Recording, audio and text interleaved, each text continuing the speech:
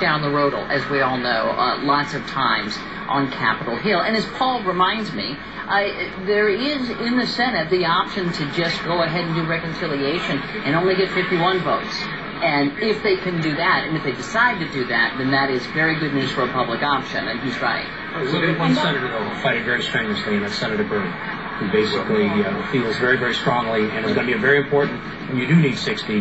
He's the dean of the Senate, and he's the ultimate parliamentarian. Well, but they're committed to getting this by hook or by crook. I think the president's likely to say this tonight, that he really prefers bipartisanship. He really wants it. They are courting Olympia Snowe. I think they're going to name Camp David after her. Camp Olympia. But if they can't get her, at least, and with her, you'll probably get 4 or 5 wavering Democrats. Then they'll go by hook and by the other way. You know, and call it a victory, right?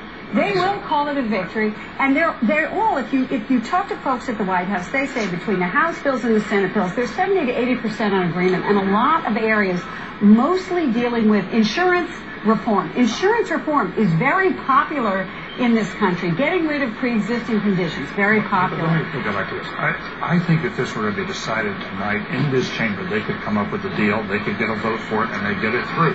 The problem they still got is if the country, if the public is opposed to what shapes up as a deal, then it becomes much harder to pass it. And that's why his main audience tonight is not in the hall. His main audience is to see if he can convince a lot of Americans to go with him on this. Not to be a game changer, perhaps, Candy, but to reverse the tide. Sure. I mean, just take control of the conversation. Absolutely. I mean, I'm not saying it won't do anything. I'm just saying you can't just all of a sudden get health care after a great speech tonight. But I also think his challenge is to kind of lay down some areas in which he feels strongly about, and this is the Obama plan, because he has been so ambiguous. The country is confused. You say, do you support health care reform? They say, well, I'm not quite sure what the president is supporting at this point. So tonight, they have to do that without getting so specific. But to that point, how do you do that? I mean, if everyone's demanding specifics, and including the American people, how do you strike that balance? I'm told the speech started out a lot more specific than it ended up, because they don't want to alienate lots of people that they need, like the liberals in the House. But they do have those moderates. Specifics, you also have 12 targets on you.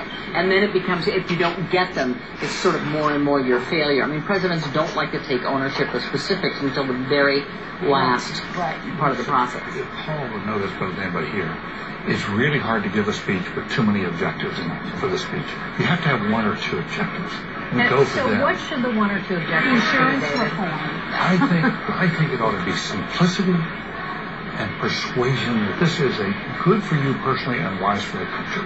And I think the rest of it, if you try to have all of specifics and sort of the moderates and the liberals, you can't do 6 things in a speech. It becomes a mishmash. But how do you make the case that this is good for you and good for the country when you see these polls that say the vast majority of Americans are happy with what they have right now? You're asking them to sacrifice. Well, you say this could happen to anybody. You may have a great plan right now, but we want to cover you. You might get sick tomorrow, and your insurance company might drop you. We're going to stop that. There's always a danger. 46 million on Medicare, and there's 20 million more going on Medicare. That's the danger point. If you don't convince them that they're going to have what they have today, they're going to be a very angry constituency. The Sergeant of Arms is about to introduce the President of the United States. There he is. He's standing in the hall. He will be walking in, getting an enthusiastic response. Let's listen.